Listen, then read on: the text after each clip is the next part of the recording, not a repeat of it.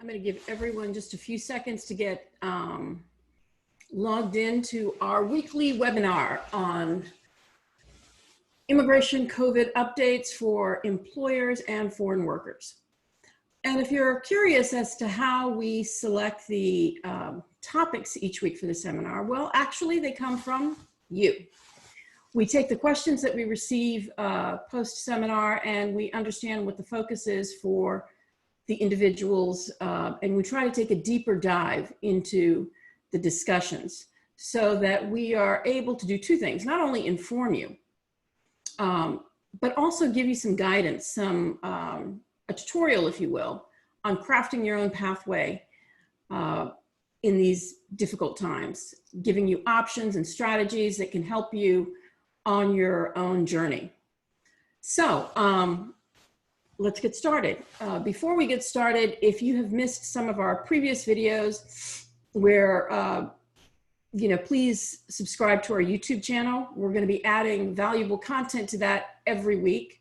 This Wednesday, we're starting a Chai Time with Cello, where we'll have an expert guest on the show to show you how to, we'll pick a topic and invite an expert related to that topic. They can give you some insights, not only on the immigration end, but to be able to apply it in real world situations. We're also going to be having, highlighting some of the amazing immigrants that we have in the United States. I mean, the United States is different than any other country because it was formed through immigration. I mean, that's the birth of this country. That's the history. That's the foundation. And I think sometimes, the current anti-immigration sentiment, it's a good time to re-educate people on, those foundational issues that built this country, and also the great immigrants that built this country. And so we're going to have prominent people in, sports, entertainment, science, doing cutting edge things and showcasing them. Because if you want to change the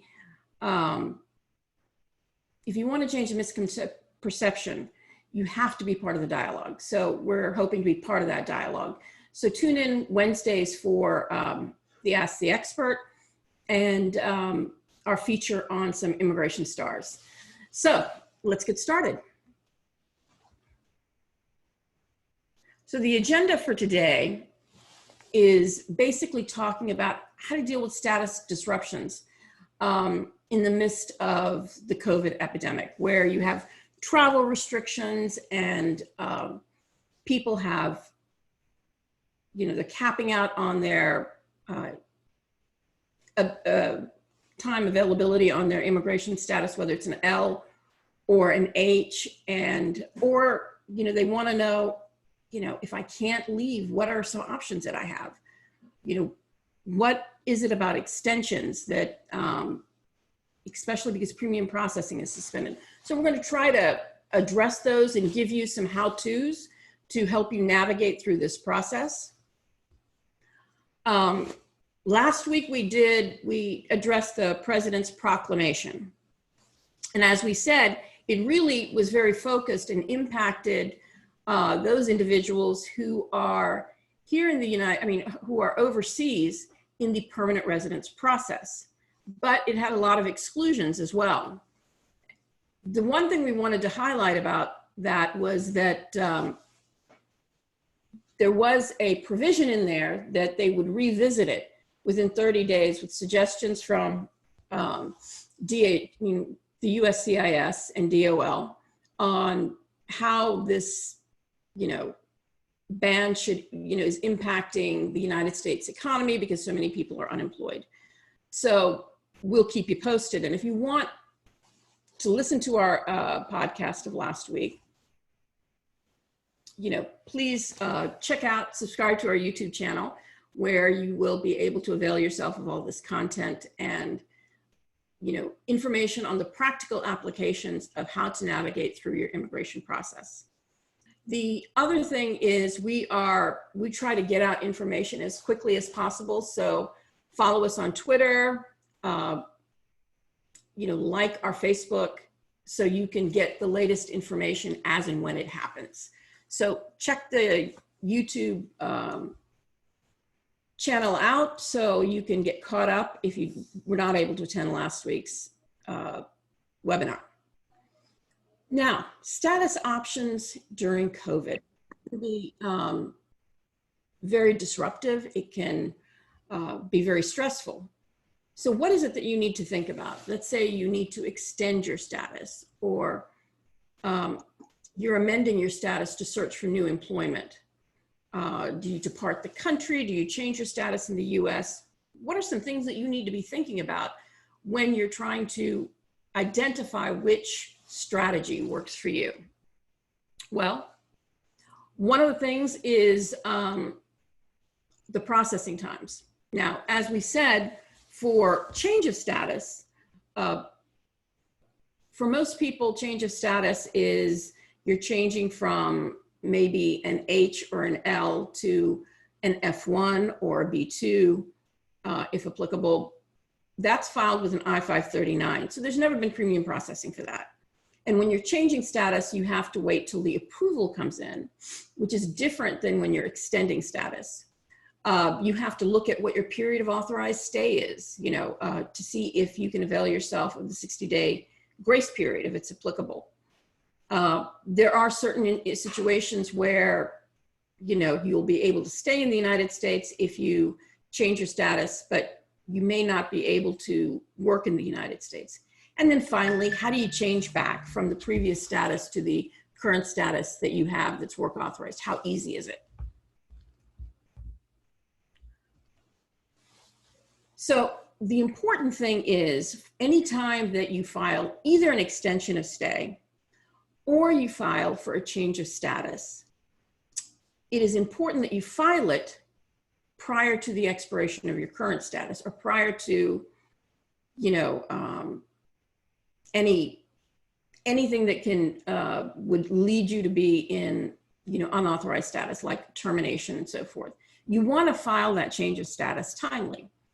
You want to be cognizant of the lengthy processing times. Often people will, if you're changing to a status that is temporary in nature, like a visitor status, because you need to, sell your home or pack your things and plan to move out, or the kids are in school and you can't pluck them out of school right in the middle of their school year. So you may want to, if you're filing for something like that, then you probably will depart before the petition is adjudicated. But if you're filing for a status that can help you stay here longer, you have to be cognizant of the lengthy processing times. So that's one of the things to kind of look out for. And so even with extension of stays, or if you're amending employment, we'll get into the specifics of that, but with anything, you want to file within a timely time period in order to be considered in a status authorized by the Attorney General. So that is that.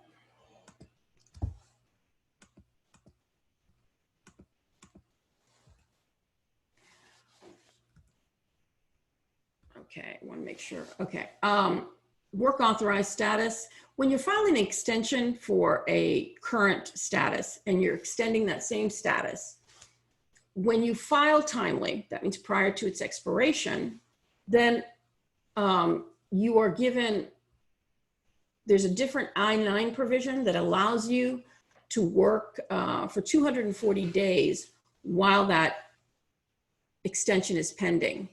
Now, the processing times are very lengthy, and the current processing times may, expire beyond the 240 days. We're hoping premium processing will be reinstituted. I have a question. I am working on an EAD and given up on my H-1B. If I lose a job, then what are the implications? So you have to first tell me, when you work on an EAD, employment authorization document, you can work on that, for many different ways. It can be you are leveraging your an H-4 EAD, your spouse's status, or you're in the adjustment status and you've got employment authorization. So I would need to know what your current status is and how you got your employment authorization document. The other thing about work authorized status is job availability and, what are the entrepreneurship activities and limitations? Like, for example, for F1 students, you don't have an offer of a job, but you have to have some type of employment. Now, if you're a regular OPT, you can become an entrepreneur. And this Wednesday, we're going to be taking a deep dive into how to do that through leveraging franchising. So franchising, you may be on an OPT, but you may not be able to, you haven't really been working on your startup. So you still want to have employment. Franchising may be an option because they've got the business plan, they've got a lot of statistics. So we're going to have our guest on Wednesday is going to be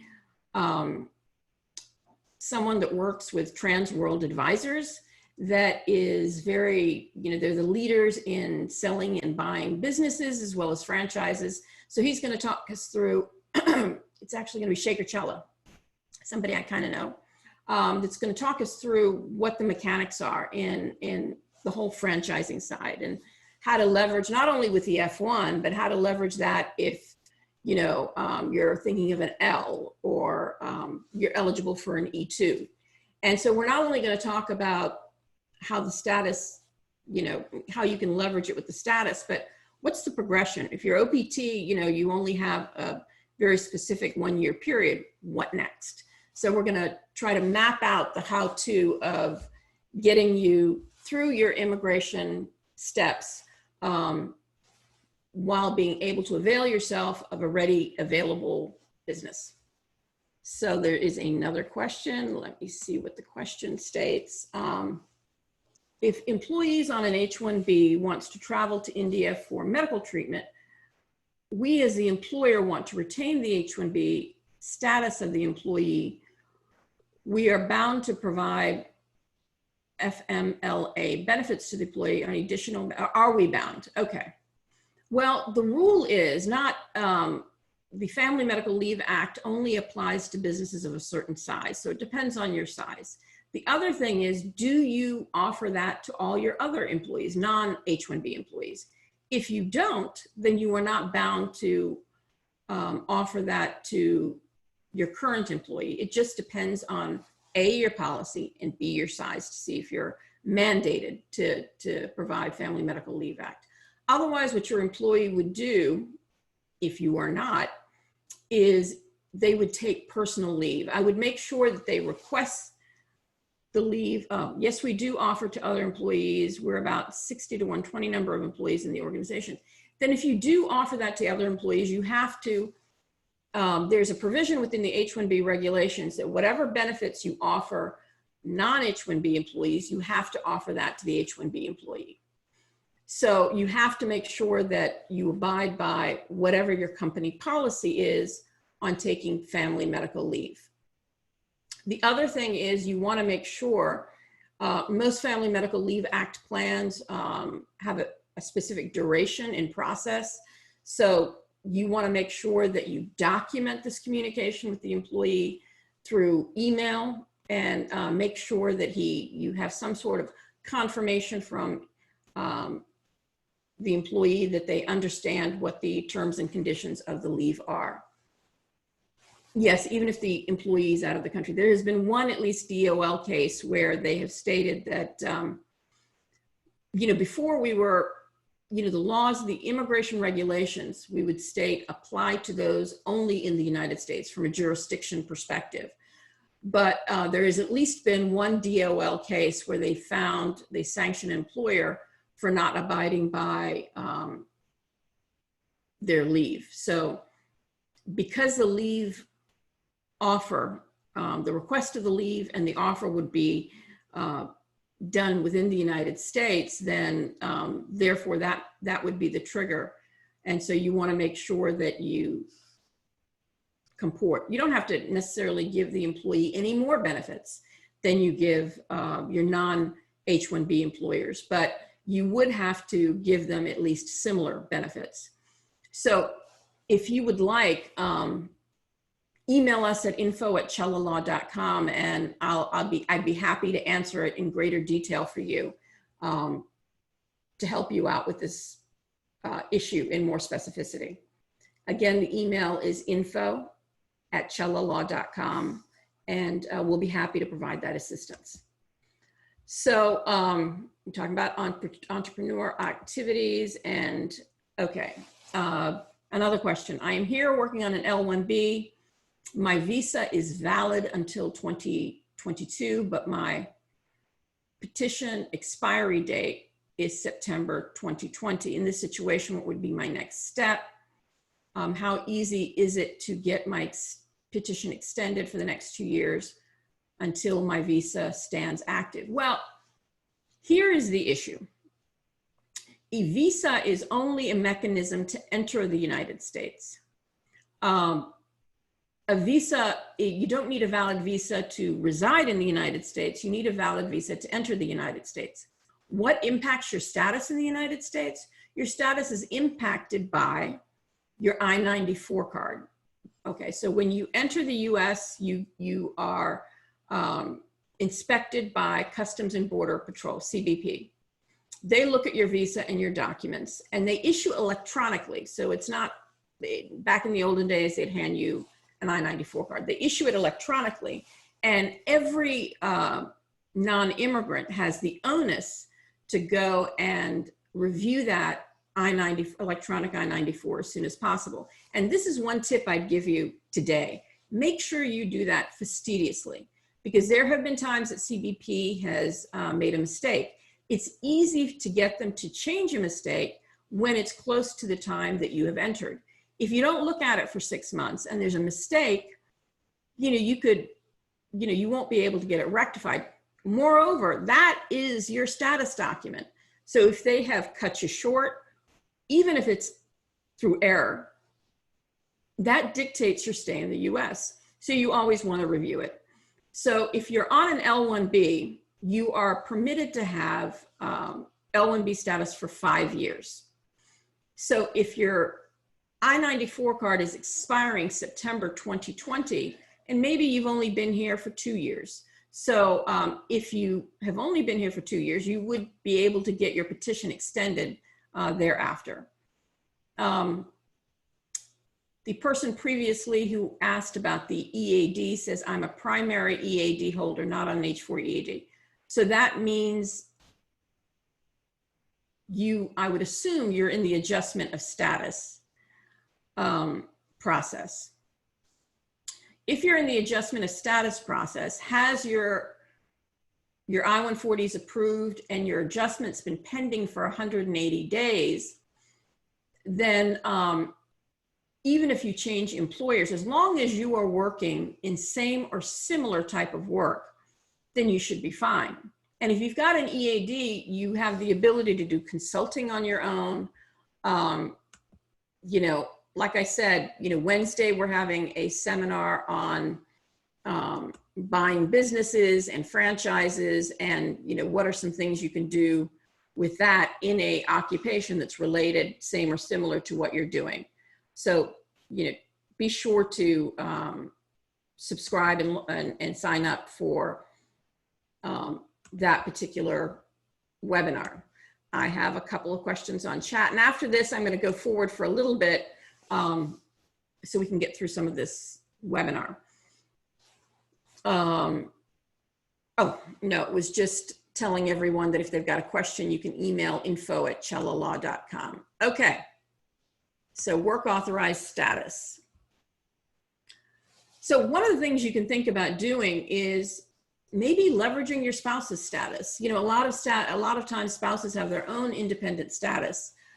So you may have a husband and wife who both have H's, or one has an H, one has an L. So because if your spouse has an H-1B and they've got an approved I-140, you could quite possibly, because of backlogs, it's not current, you could quite possibly apply for employment authorization document. Now,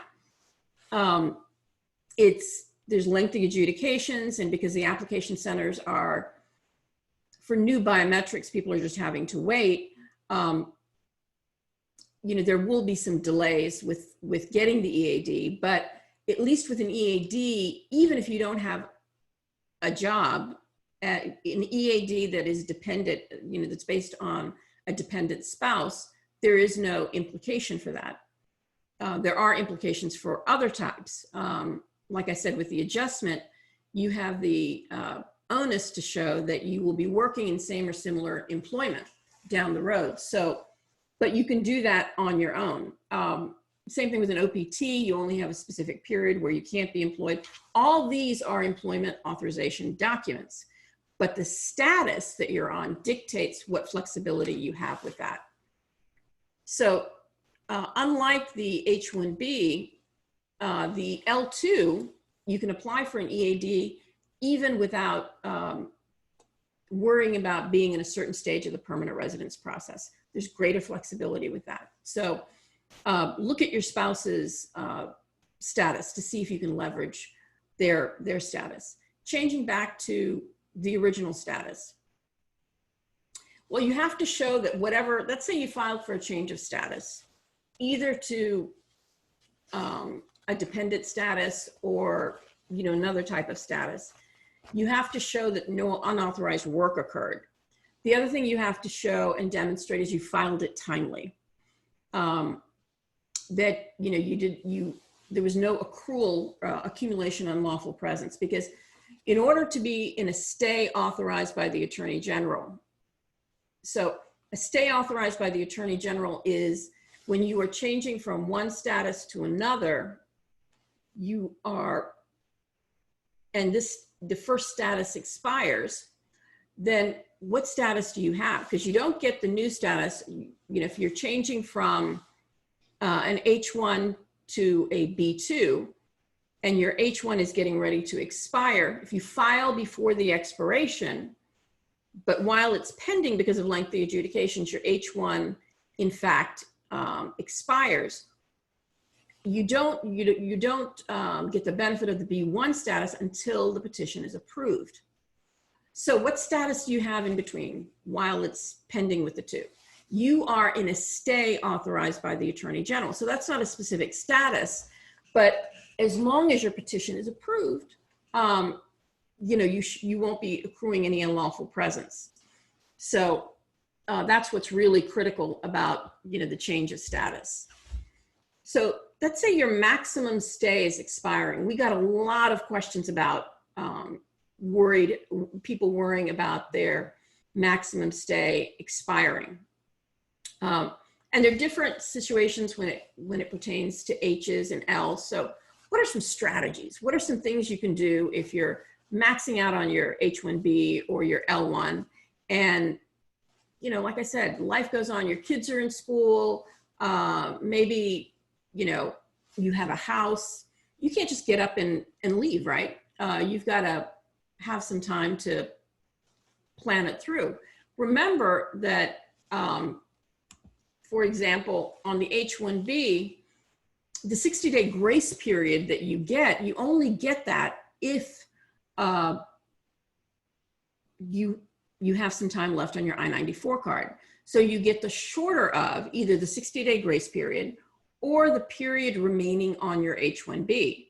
So if your status is getting ready to expire, you will only get whatever time is left on that status, as long as it doesn't exceed 60 days. But after that, you don't have the 60-day grace period. So what are some things you can do? Most people remember that if your I-140 is approved and there's no priority date that's current, that you can keep extending your H-1B for 3-year increments. So you can change you can keep extending your H-1B for 3-year increments, even if you change employers. Now, remember, once an I-140 is approved, and we talked about this last week in detail, the priority date vests with you. So if you change employers, you'll be able to avail yourself of continuing extensions, but you'll have to go through the permanent residence process the perm, the I-140 again, but you'll be able to use your old priority date for the new filing, and you're able to leverage the ability to get continued extensions. What a lot of people don't remember is that if your permanent residence is in process, and let's say you filed a perm, and the perm was pending for 6 months, and then you filed an I-140, and because of lengthy adjudications, it's been pending for more than 6 months. If your labor and or I-140 is pending for 1 year, you can apply for a 1-year extension. So you have to think about all these things kind of strategically. So the period that counts against your 6-year maximum on an H-1B is period time you spent in the United States. So if you've spent some time outside the United States, we call that buyback time. You can buy back that time when you're requesting your extension. In addition, if you've got the perm process underway, and because of lengthy adjudications, you may be able to benefit for the 1-year extension. So let's say your H-1B is expiring, you're maxing out your 6 years in June, okay? Your perm and I-140 has been pending, it'll be pending for 1 year in August. So what you can do is, if you've got any buyback time, you can file an extension until August, right? There's no premium, but as long as you file the timely extension, you're safe. And then in August, when it's been pending for, when the labor I-140 has been pending for 1 year, you can file another extension for another year to carry you through. And hopefully, once premium processing is, again, up and running, then you can upgrade your I-140 to premium, which would allow you to get an additional 3 years on your H-1B. So, you know, think about all these different situations. A, your I-140, once it's approved and there's a backlog with filing your adjustment, you can stay with your employer and get 3-year extensions. You can change employers and still get your 3-year extensions. Your I-140 priority date will port with you. You have to look at all your buyback time. How much time did I spend outside the United States since I got my H-1B? And make sure you have documentation to show that you came in and out. And you can try to get an extension, even if it's a little bit based on that buyback time. And finally, if you have your perm and I-140 is still pending, you want to keep track of how long that is to see if you're eligible for that 1-year extension. So what about L1As and L1Bs? So L1As and L1Bs do not get the benefit of extending beyond their validity periods as H-1Bs do. So first of all, if you know your L1A or L1B is going to be maxing out at some point in the future, from a strategy point of view, you want to change that to an H-1B. Why? Because if you change it to an H-1B, then you would be able to avail yourselves of the extensions beyond the period. You can't do that with a L1B or an L1A. So the L1B has 5 years maximum stay. That's for those with specialized knowledge. And L1A are for managers and executives. Now, again, the time period that you spend on an L, whether it's L1A or L1B, counts against the entire period. So even times that you spent on an L count against your maximum 6 years you're allotted on an H-1B. But because on an H-1B, you're able to get extensions beyond the maximum period, you know, it wouldn't matter. Now, for filing if you're on an L1B, are you, would you be considered a manager? You probably won't be considered an executive, but would you be considered a manager? If you're considered a manager, then you can file a change of status from L1B to L1A. Now, you have to file that status through an amended petition. And after you've been in that status for 6 months, you're able to avail yourself of the additional 2 years that you have on an L1A. And that would give you some time to at least, maybe file for an H-1B next year. So, that's really, a good thing to think about. But remember, you have to be on that L1A status for at least 6 months. So filing it, the timeliness of when you file it is really important. The other thing is, just like with H-1B, you're able to leverage your buyback time. So if you have any time that you spent outside the United States, you can utilize that to buy back some time on your L status. We have another question. My I-140 is approved, but the H-1B extension has an RFE. And in case I get a denial, what do I need to do? Or is there any way I can stay? Well, first of all, I'd have evaluate the ability of getting the RFE overcome. I mean, we've had tremendous success in, and just for those who are not familiar with H-1Bs, this particular individual is probably really concerned because the denial rates for H-1Bs is at a record high, sort of the RFE rates. And so you want to be able to assess how approvable is it. If you are dependent on, if the RFE is based on third-party placement and you don't know what kind of evidence your employer is going to submit, then what you also may want to think about is changing employers. If you think, just so you have a period of time. And the other thing is, remember, if your I-94 card, if you have time on your I-94 card, you have that 60-day grace period in case there's a denial.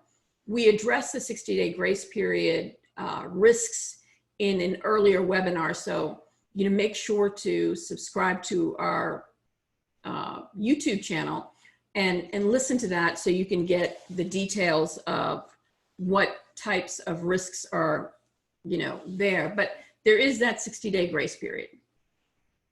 There is the ability to look for alternate employment. Because your I-140 is approved, remember what I said, you can continue to get three-year extensions even if you change employers. We have somebody on the Q&A. My green card is filed. Now I am an H-1B visa holder. My H-1B extension was filed in the meantime, but waiting for that to be approved. It seems like nothing has been done so far. What should I do?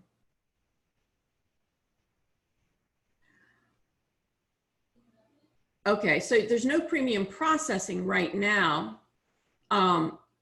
As long as the H-1B extension was filed, you have 240 days in which you can work in the United States. I hope you've seen a receipt notice or something to make sure that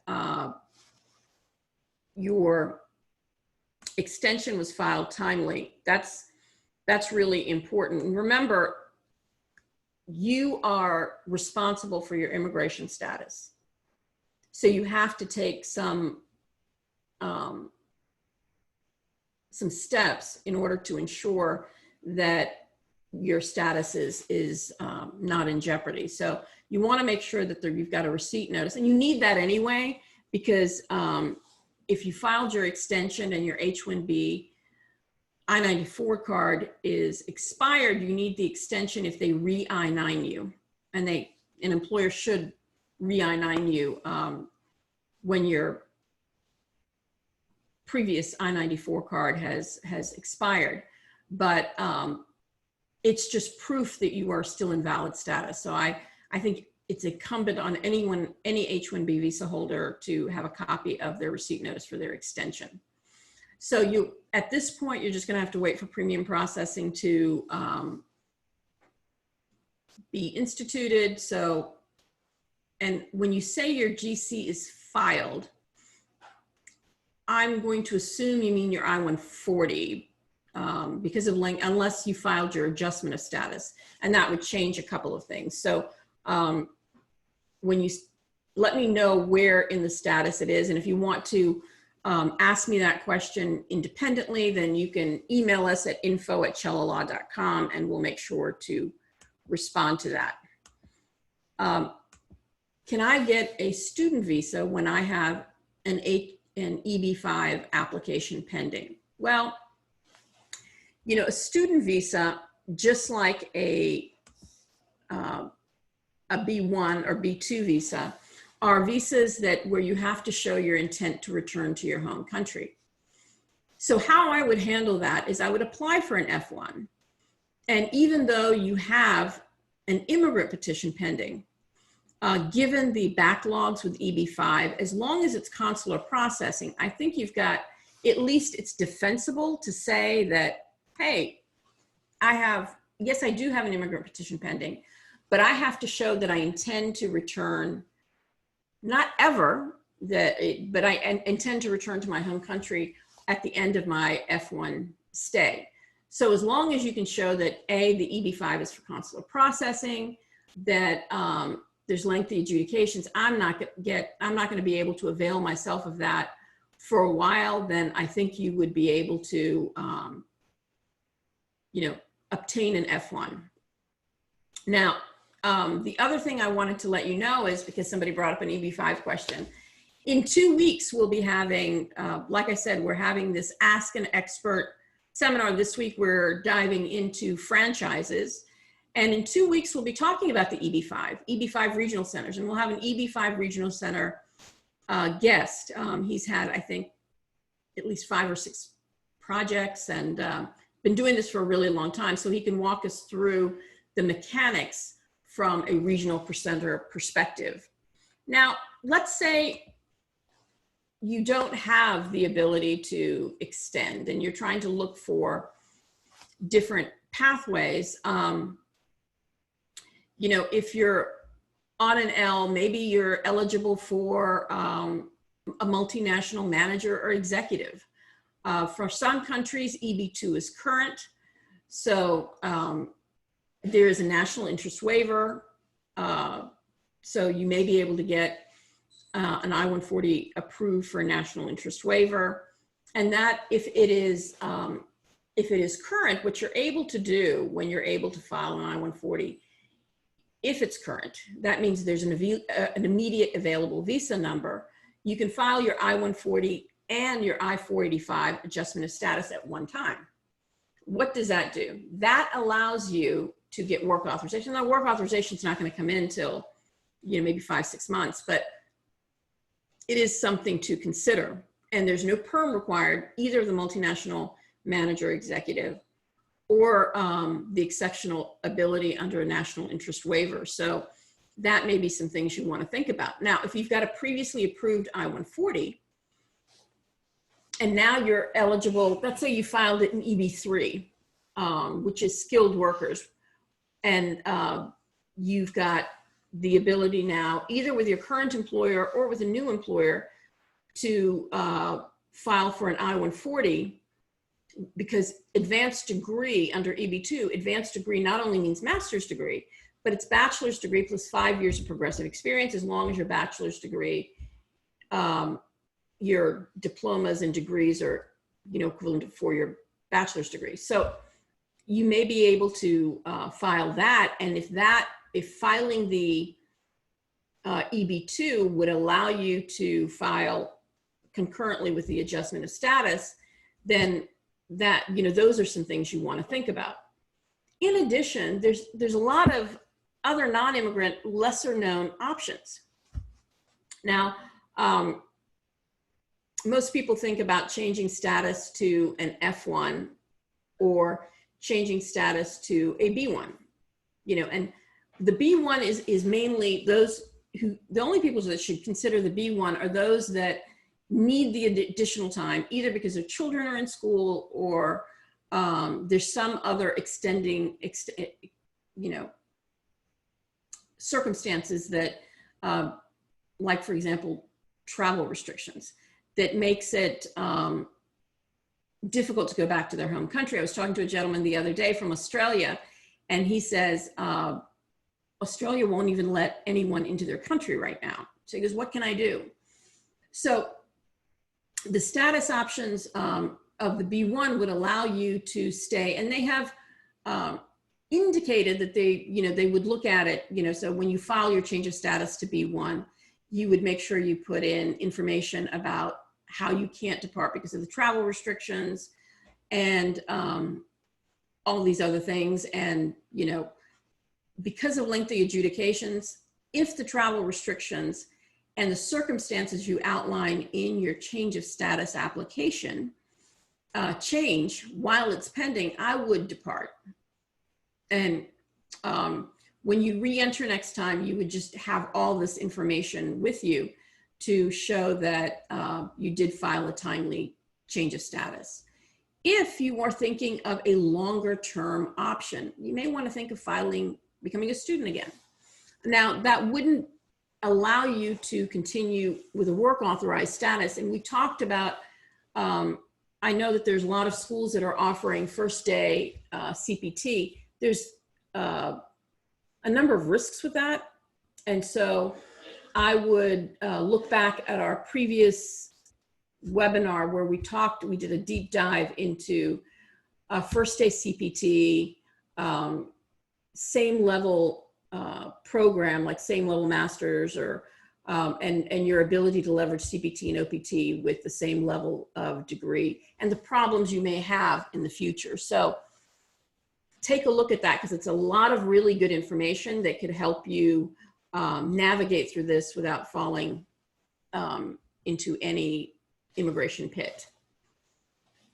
So the period of authorized stay is dependent on the academic program. And the school will issue an I-20 for the expended length of time, but your I-94 card for an F1 student will say DS. DS means duration of status. That means you can maintain the F1 status as long as you're maintaining full-time student status. So you can go from like a master's degree, PhD, and continue to get I-20s, and your I-94 card would support that. Dependents may apply for an F2 status, but none of these are work authorized. So, the B1 option and the F1 option will only afford you, status where you can stay here in the United States. And that may work for some people where you're very close to getting your permanent residence and you need maybe 6 months, and you're on an L, or this may be an option that you could look for. You can get work authorization. Let's say you've never obtained a degree here in the United States. So this would be the first program you would undertake. You can get either CPT, which is curricular practical training, or OPT, which is optional practical training. Optional practical training is typically periods, it's the period after you graduate. Curricular practical training is training when it's an integral part of the school's curriculum. You see this a lot in a lot of business majors. So you would be able to get curricular practical training, and we always advise people wait at least for 1 academic year. They have some exceptions, but the program has to mandate that you enter into a CPT program. So if you do that, make sure you get something in writing now from your DSO, because you will need that when and if you file for an H-1B to prove that you fall under the exception. So sometimes 3 years later, you have school policies change, DSOs may change. So you want to make sure you have that evidence of the fact that your school has an exception to offer CPT immediately. And 1 year full-time CPT eliminates OPT eligibility, but part-time doesn't affect OPT eligibility. And always remember that if it's a STEM program, you get an additional 3 years. But the key is whatever you're doing, whether it's CPT or OPT, it has to be within your major area of study. And again, if you are a student that is worried about getting, you're on OPT, you're worried about getting an offer of employment this summer, please tune into our Wednesday webinar where we'll walk you through the opportunity of maybe using a franchise to as evidence of employment, and what the pathway would be after OPT to get you to a status that where you'd have continuation of employment.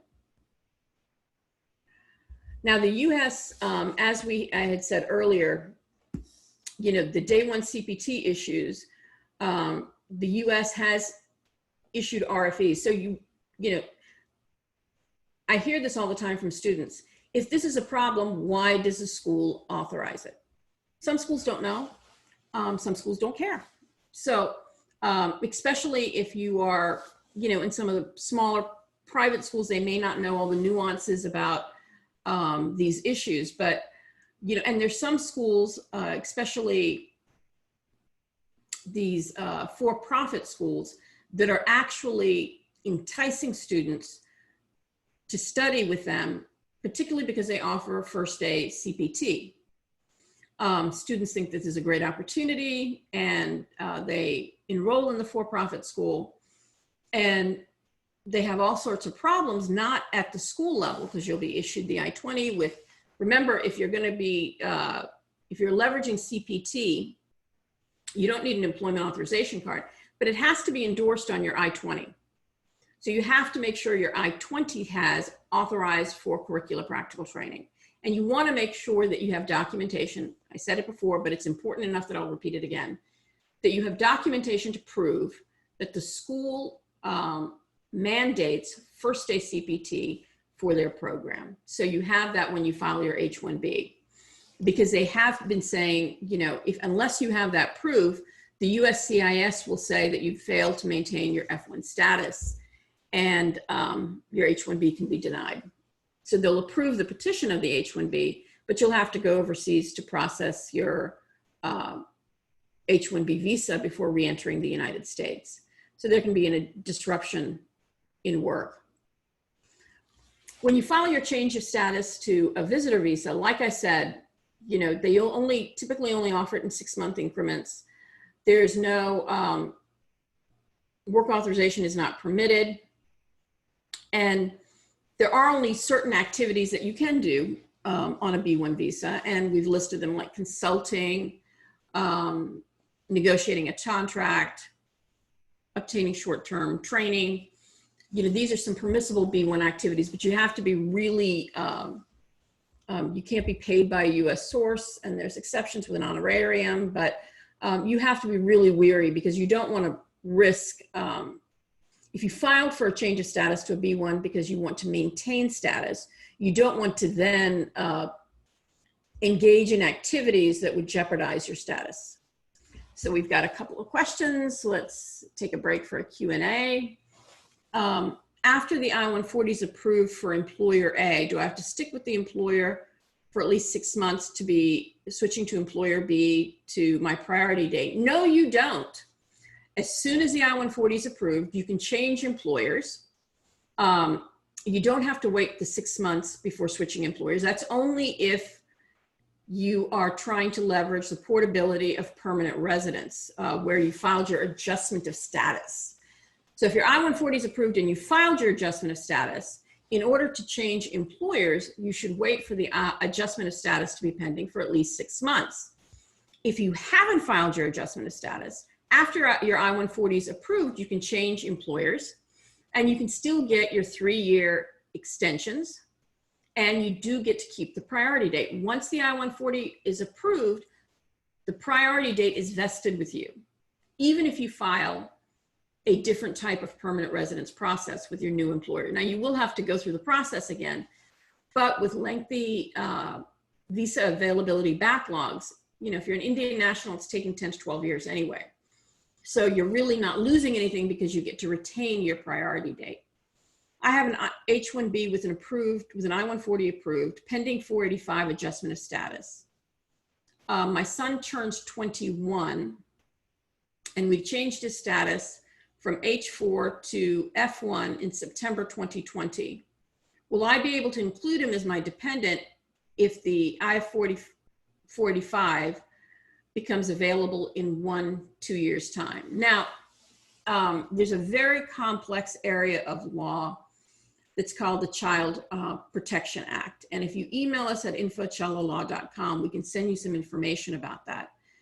But during the time the I-140 is pending, that basically freezes your child's time. So you'll be able to buy that back. But you have to be able to either file the adjustment of status or initiate the consular processing within 1 year of the buyback time. So let's say it was the I-140. In that case, it's always good. Here's another strategy tip. If you have a child that's getting ready to age out, and there's a backlog, and even if your I-140 is approved quickly, you won't be able to adjust status. Now, there's a lot of benefits for your I-140 to be approved because you can change employers, your spouse can get an H-4 EAD, but if your child is getting ready to age out, instead of filing it premium, you may want to file it regular, because during the time the I-140 is pending, that's time where your child's age freezes. But unfortunately, the I-485 does not freeze the child's time. It's only the I-140. So email us at info@chalalaw.com and we'll send you some information about the Child Protection Act. And so you'll know whether you will be able to file it in 1 to 2 years' time. It would all depend on how long your I-140 is pending, but there's a formula to that. So we'll send you the formula and try to help you out with that question. There's some questions on chat. Let's take those and then we'll how to access your previous webinars if we have missed them. The way you can access our previous webinars is subscribe to our YouTube channel. It is, if you go to YouTube, it's a Chala Law Group, and I think we have a link to it at the end. Please subscribe, send it to your friends if you find this information helpful. We are trying to, our purpose for these webinars is not just give you, okay, here's the law. We want to give you clear, practical applications of what you can do, strategies, tips, the how-to help you achieve your immigration objective. And I think that is something I haven't seen with other YouTube videos that I've watched, where they've actually taken you step by step through what it is you need to get done. Let me see. Once my I-140 is approved, how long can I keep extending my H-1B? You can keep extending your H-1B until an available visa number is available. So, and you can change employers and still extend your H-1B. So there's no real time limit. You can continue to extend your H-1B until, like I said, an available visa number is available. And when there's an available visa number available, you'll be able to file for adjustment of status. So that's good. So, these are the most common things. People think of the F1, they think of the B1, but I wanted to alert you to some other non-immigrant categories that, you may be able to avail yourself of. I mean, not everyone would qualify, but it's important to look at other options, right? So an option would be, the O1. So the O1 is extraordinary ability, either in the arts or business or, a number of other types of areas. You have to be at the very top in your area of expertise. And now we've done O1s for chefs, for athletes. We've also we're successful in getting O1s for business people to show that they have extraordinary ability in business. Evidence, the type of evidence that's typically needed for things like this is, publications, have you spoken any place, are there people talking about what your area of expertise is? And it doesn't have to be your name that they mention, or a lot of times if you're working for a company and you've done something that's extraordinary, either in technology or otherwise, it's going to be in the name of the company. It's not going to be in your name, but that's still okay. You can still, if you're eligible, avail yourself of the O1. You won't be subject to the caps like they are in the H-1B and the L-1. So this is something everyone should look to see if they've gotten any acclaim, either nationally or internationally, in their area of expertise. We've gotten an O1 for a branding expert. So it's not just, when people think of extraordinary ability, they usually think of scientists that are doing research in cancer. But it's not just that. There could be other areas, like I said, in business and the arts that would make you eligible for an O1. So if you want any additional information on the O1, please email us at info@cellolaw.com and we can send you what the requirements are in greater specificity. Another thing that a lot of people don't think about is the J1. Now, J1 is broad. Most doctors that are in the United States on a medical residence program are on a J1. A lot of people working in hospitality, in hotels, are on a J1. So the J1 is a very broad area. It can be for let's say a US business wants to offer training. You can get a J1 through training. Or if you're an expert and you need to train other people, there's a J1 for experts. And individual employers can go through the J1 process. Now, J1 is different than all the other categories because the J1, it's effectively a cultural exchange. And it's run through the Department of State. Now, universities have their own J1 programs, and CDC has their own J1 program for researchers and so forth. But companies can also get a J1 program. They can either opt to get certified as a J1 employer, or what they can do is go through a third party. So there's a number of third party companies that have already been certified by the Department of State, because you got to be certified by the Department of State, not USCIS, certified by the Department of State in order to get, to be able to issue the DS form that is issued to J1s. DS form is very similar to like the I-20. So what you do is, depending upon the basis for applying for a J1, like I said, it's everything from interns to training to being an expert. So depending on what your particular situation is, you would get a J1, a company that specializes in that type of work. You submit your information to the company, not to the USCIS. And they issue your DS form. Now, if you're outside the United States, you would use the DS form to get a visa in the US. If you're in the US already, maybe, unless you are on something like a visa waiver where you can't change status in the US, you may be able to file for the J1 and change your status in the United States. So, it depends upon what your current status is. But I say that because there's literally an ABC litany of non-immigrant categories. And what I think we do really well is I think most people just will recommend, the obvious, the standard. But we like to look into, okay, let's figure out how we can make sure you achieve your immigration objective. Find the how to help you in doing that, instead of just telling you what you can't do. So this may not apply to you, but I thought that it would be good just for you to know that there are other categories out there that you may want to consider. We have another question. I re-entered last year on September 15th, 2019 on an H-1B. I have a valid visa until 2022, but I recently checked online my I-94 card is still showing an old I-94 card, not the recent one entered, but my wife got hers updated. In my passport, CBP is written until January 4th, 2020.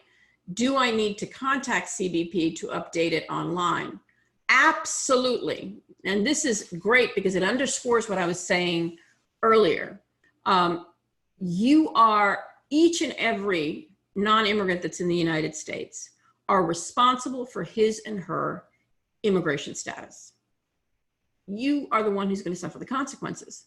So it is incumbent on you, as soon as you enter the United States, even though the I-94 card is issued electronically, as soon as you are able, you should check your I-94 card to make sure there has been no error by CBP.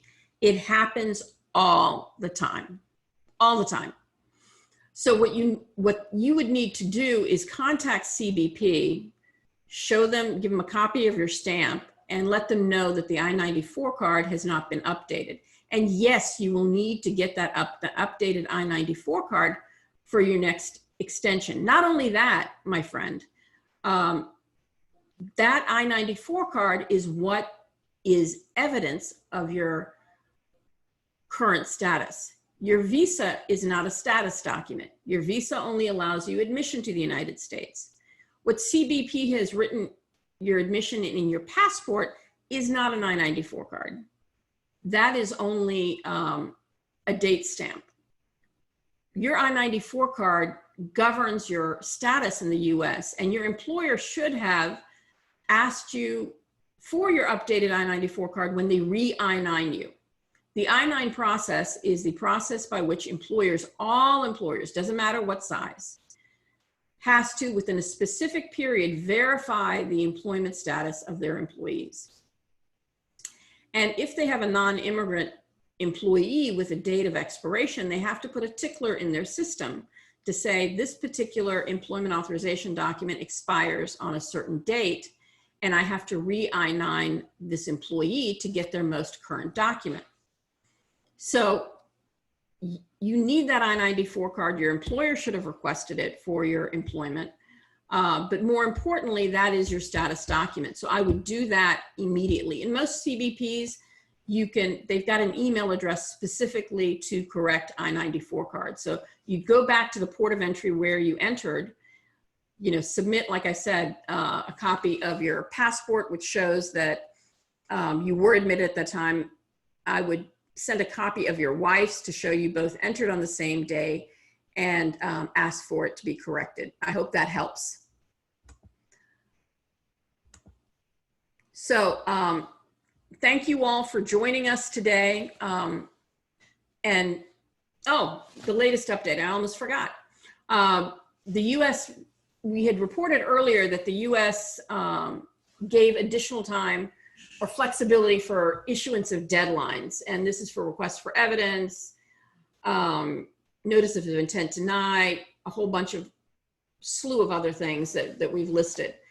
So they've extended the flexibility for an additional 60 days beyond the response date for the following, because they know that there's been interruptions in employment everywhere, and it's hard to get those documents.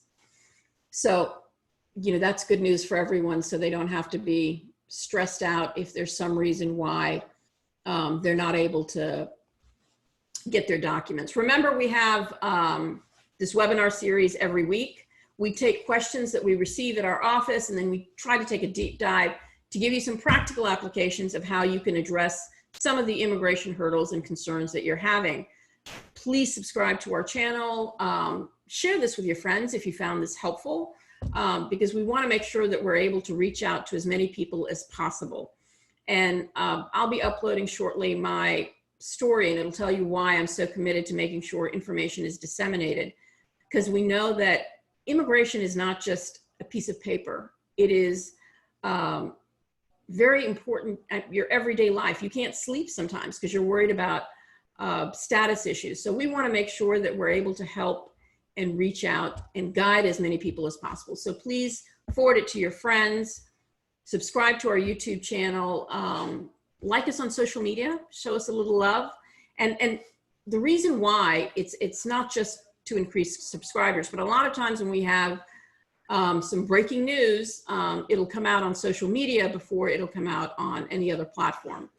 We have, you know, we've got a newsletter that goes out, so you can info@cellolaw.com to get our newsletter, and at Cello Law Group is our Twitter handle, and like I said, we're on YouTube, so we'll be posting up not just COVID information, but information on a lot of other things as well. Have a great week. Stay safe. And this is Lakshmi Chella, and I will see you next week, same time. Thanks. Oh, there's one question. Let me see if I can get this in. I know some people have to go, but okay, yes. My office posted that where our presentations can be viewed, and that the social media links are at the bottom of the page. So please make sure to take a look at that. And again, I thank you for tuning in. If you have any additional questions that you didn't have an opportunity to ask, or you want some more in-depth answers, you know, email us. We're here to help. info@cellolaw.com. Thanks, everyone. I hope to see you next week. Bye.